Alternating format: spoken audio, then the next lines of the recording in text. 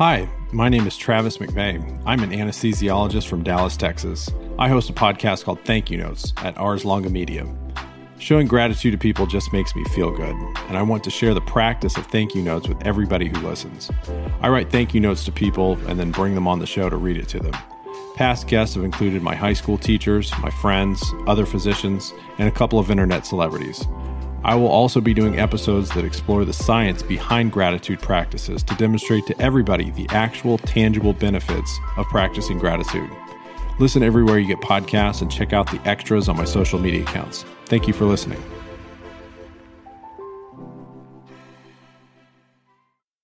Hey everyone, it's Patrick. I've got some exciting news.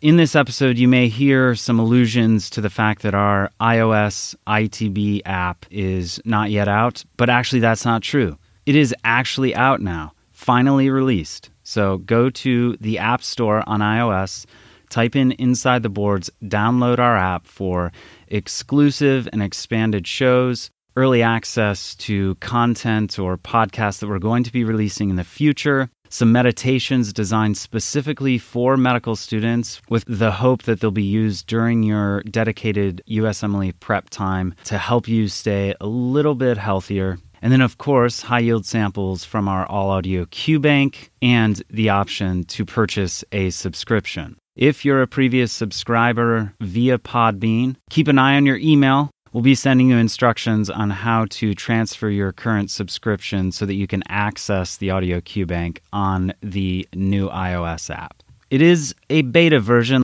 It's not perfect, but I think it is perfect as a companion to help you study on the go while you're driving, working out, whatever you have to do in life. We're hoping to give you back some time through producing this Audio QBank. Thank you for being patient with me as we've gone through this journey together. I'm very excited about Inside the Boards. I'm very excited about helping you with your medical education, and hopefully we're able to do at least something to make your lives a little bit better. So thank you so much for listening.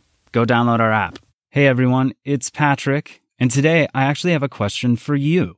How would you like to have your board exams paid for? Well, thanks to Physician Loans, we're going to be launching a contest soon. The grand prize, we will pay for your USMLE Step 1 or Step 2 registration fee. First through fourth year U.S. medical students are eligible, whether you've taken the exam already or not.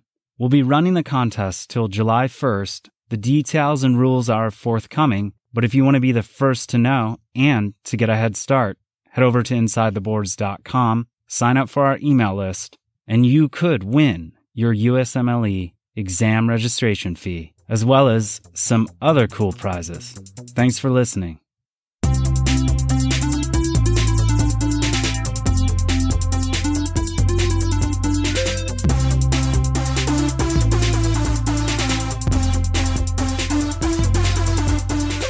Welcome to the Inside the Boards Study Smarter series, dedicated to helping you learn to think like a question writer, so you can study smarter, not harder, and succeed on your exam. Hey everyone, today it is part 2 of our hematology discussion for our Study Smarter mini-series for the USMLE Step 2 and Shelf Exam Internal Medicine Edition. We have a 59-year-old male being evaluated for a 1-week history of fatigue, forgetfulness, constipation, polyuria, and polydipsia. He has hypertension and diabetes and is on lisinopril and metformin. 2 months ago, he had a left lower lobe pneumonia. On physical exam, presently, he is somnolent but arousable, but quickly falls asleep mid-sentence. Vitals show afebrile, normal blood pressure, a heart rate of 123, and a respiratory rate of 18. His mucous membranes are dry, and the anterior rim of his eyes are pale, but his lungs are clear and his heart rate is tachycardic, as mentioned.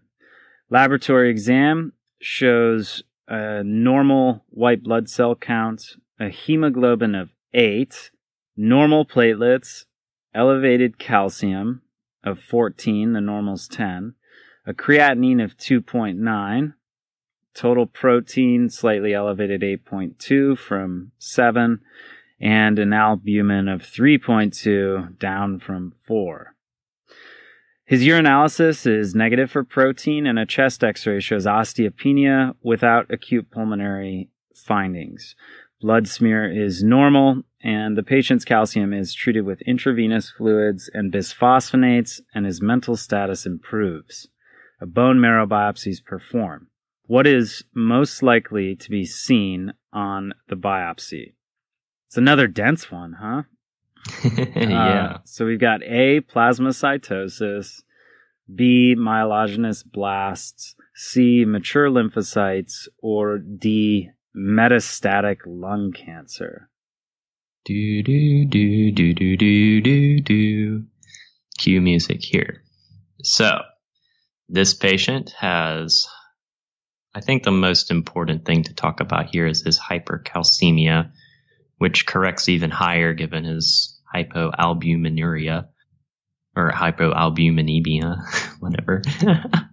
It sounds like he has myeloma. So on the, what is it, bone marrow biopsy, he's going to have just one myeloma or multiple myeloma? Multiple myeloma. So he's going to have a plasmacytosis, right? I think greater than 10% is sort of the cutoff we like. So I would go with A, plasmacytosis. Yep, that is correct. What would you say is the most attractive distractor here?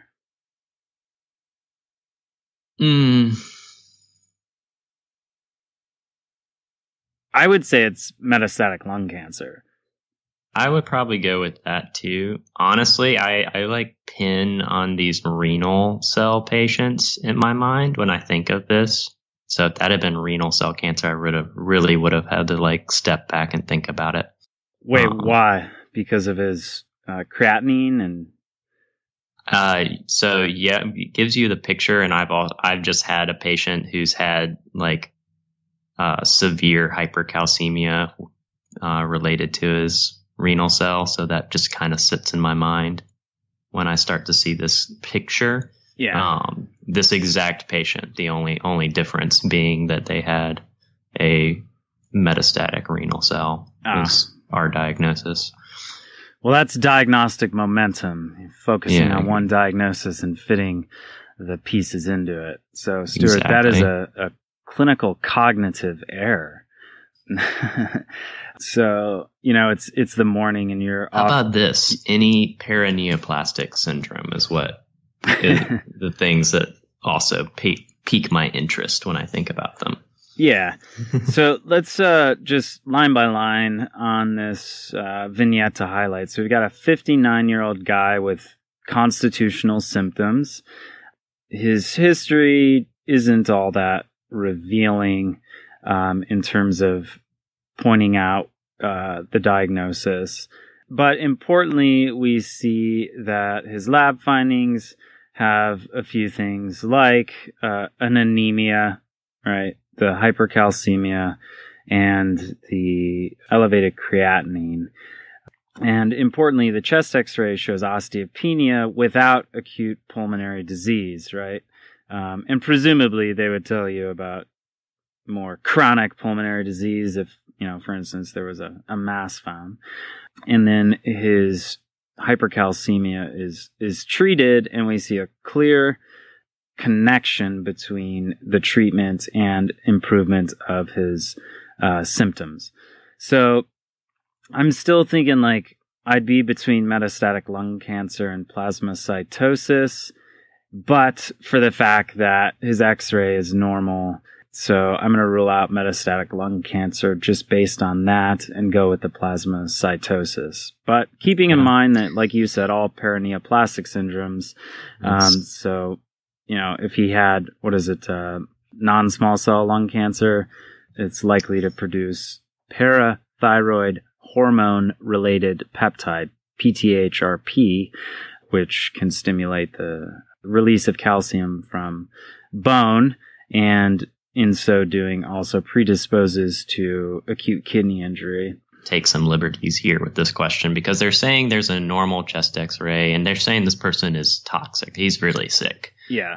And you would expect if this was lung cancer that was bad enough to make this patient look this sick, it was probably all over the chest x-ray, right? Yeah. Yeah. The fact that you have a chest x-ray here that is fairly normal makes it difficult to say that would be metastatic lung cancer. If it was metastatic, there would be probably some large masses seen on the x-ray. Now, in reality, like, are you going to use an x-ray to diagnose that? No, but for the purposes of kind of reading into why it's not metastatic lung cancer here. Yeah. And I mean, his symptoms can be explained basically by hypercalcemia. He's got osteopenia fatigue, he's somnolent. Yeah. Right. Those are the main things you're going to see. And then they've got this part where they talk about him coming in and out of consciousness, and then his calcium is given. You give fluids for for hypercalcemia, and bisphosphonates like typically give something like IV zoledronic acid or zoledronate. And funny thing, treating with a bisphosphonate will lower the calcium over time and give it like 48 hours, and then they start to act a little bit better, right? Another thing for like high immediate calcium reduction would be something like calcitonin. Yep. Wonder if it's clear enough to say, you see somebody with osteopenia in a vignette that is not clearly, women get it. Osteopenia with osteoporosis. Jeez. Oh, yeah. Man, common disease. Going to those zebras. T-score grade less than negative 2.5. Oh, yeah. And I have a story on that, which I'll tell at some point, where during my board exam, I told the examiners that it was negative 1.5, and then had this moment walking out of my OBGYN boards and thought, wait a minute, that makes no sense because it's a standard deviation. And 2.5 makes a lot more sense, putting patients outside the bounds of normal distribution. So at any rate, you see that osteopenia on the chest x-ray, and then the myeloma basically gets in the marrow, crowds out other cells.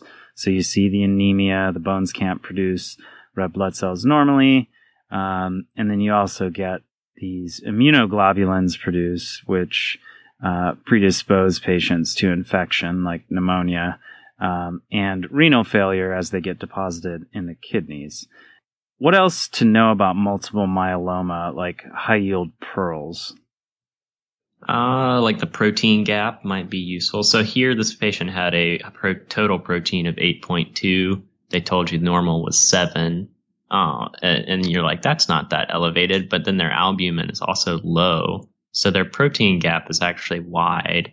That's a useful number for when you're thinking about multiple myeloma. You can have things like you talked about the kidney injury, but it can also cause what you've got.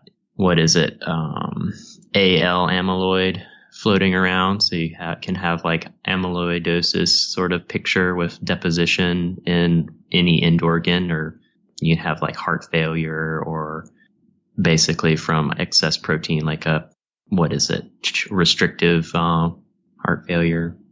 Like what else is important here? What about the M spike?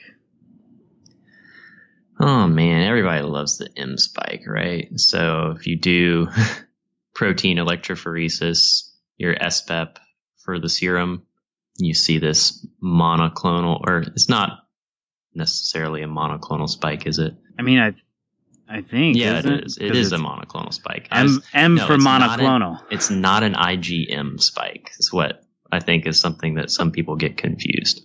And then you can actually you can do a UPEP as well and look for protein in the urine, right?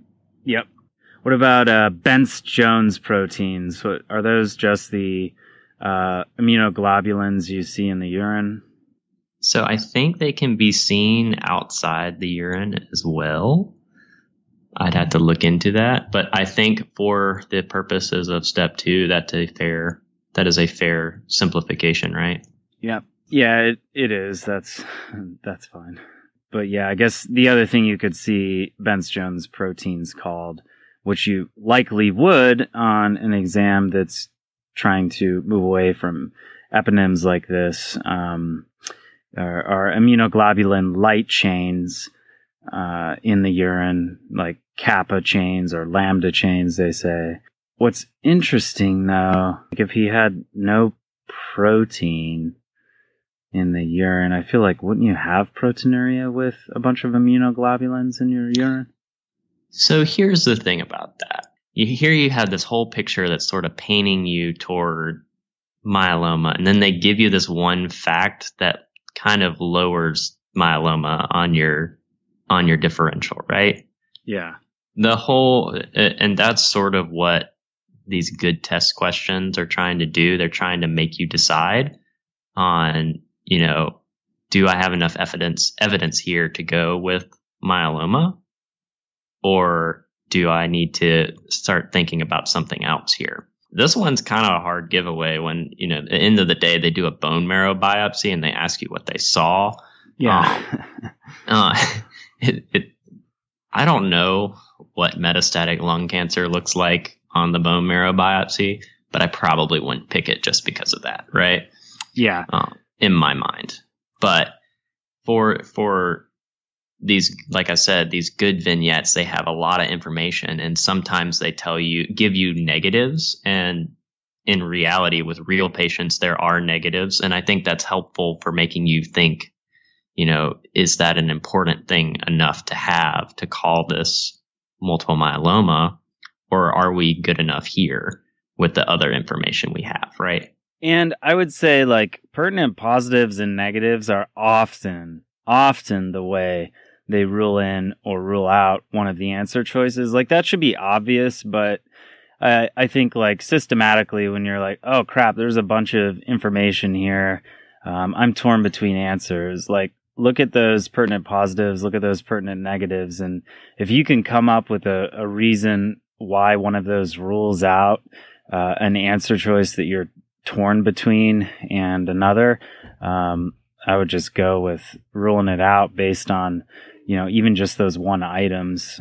You might be wrong some of the times, but it's a decent. And that's what the test and step 2 is really focusing on when they're asking you a what is the diagnosis kind of question, and they give you all these similar options, and you're thinking, gosh, this could be any of these. They know that they're wanting you to go down the routes and say, what's the most important thing here? What are my pertinent positives? What's the pathognomonic finding here? Sort of like the last question we were just doing. If you didn't have those smear results, it could have been any of these answers, right? And here they've given you this serious picture for myeloma. But, if they had thrown Waldenstrom's macroglobulinemia on here as well, gosh, what are you going to do without knowing the percentage of things? Yeah. I'd love to get into that, but my son is currently experiencing an asthma exacerbation, so I have to go give him inhaled fluticasone and, more importantly, albuterol before he escalates. So we will end this here, and actually, probably the next episode, we will be covering pulmonary diseases for step 2. Thanks to Online MedEd Today for generously providing this content. And if you haven't got your premium Online MedEd subscription yet, and we know you're going to, please do so by clicking the link in the show notes. OME gives us a return of a little bit for driving people to their platform, which helps inside the board. So if you're going to get Online MedEd anyways, please click our link in order to do so. Today's music is by DJ Bezo, aka Augustin Beeman. The song is King Jeff and His Apprentice Bart. We'll be featuring more from this young emerging artist who also happens to be my son. I'm just really proud of the creative work he's doing and wanted to support him in his endeavors. So thank you, Augustin. we'll look forward to more of your art, which we'd be happy to feature on the ITB podcast.